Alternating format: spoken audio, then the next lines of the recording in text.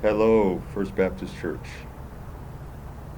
You're looking at a senior citizen now that has been churched since I was able to be carried in my mother's arms at 6 months old. Grew up through all the different pastors that we had. I've been at this same church all my life, and each and every pastor had a desire to see people become saved and baptized, but I never heard a message until in my late 20s about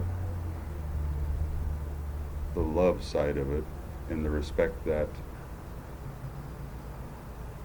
we need to learn to love God more and share that love with others. So, through all my growing up years as a child, I became baptized at a young age, 8 years old. I went through many different lessons in the church, but each and every one of those talked about something that I still hadn't got right with God and looked to be born again.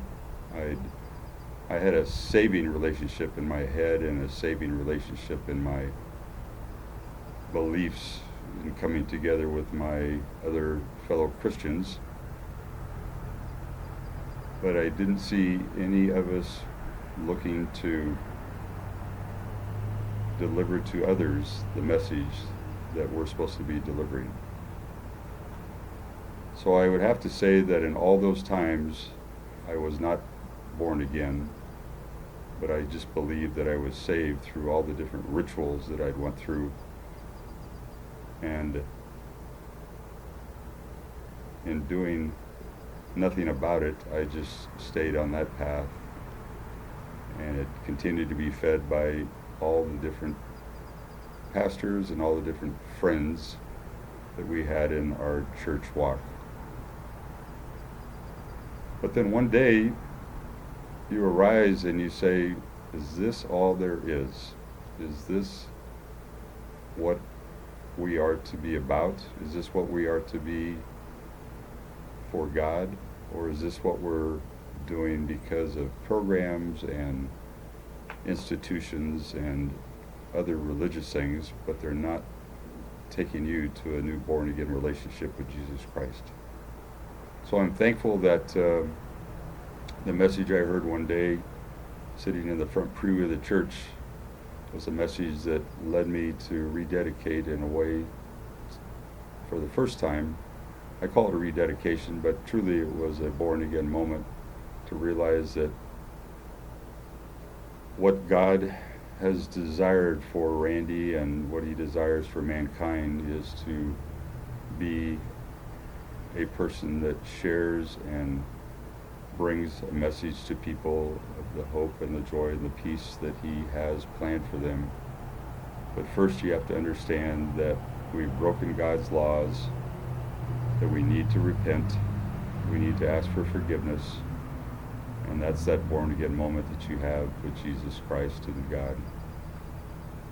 In doing that, it takes you now on a total new understanding of where you need to be in your walk with him and where he desires for you to be in sharing the gospel with others. So I encourage people to ask themselves if they're saved or if they're born again. And if they're just saved, to have that moment with God to where you see for yourself what it is to be born again and see the new path that he'll bring you on.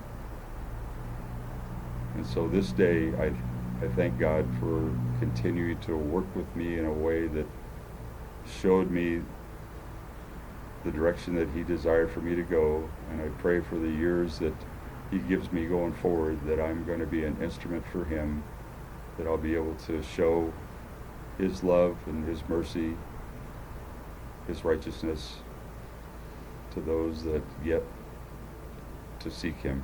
And there are many that need that. So thank you for keeping me in a church, and thanking you today for Pastor Heath and Wendy and the direction that they're bringing forth, and what we are to be doing and how we're supposed to be sharing the gospel. And it's an exciting time, exciting to be able to look at delivering that message, and exciting also to see that the days are challenging and there's things that are happening in and around us that show that, you know, we're in the birth pain stages of life, and whatever time we have left, we need to be diligently using it to save as many people as possible.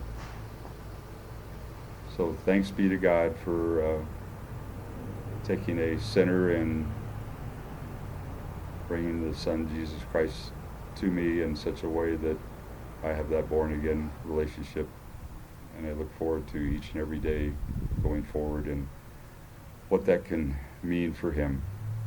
Thank you.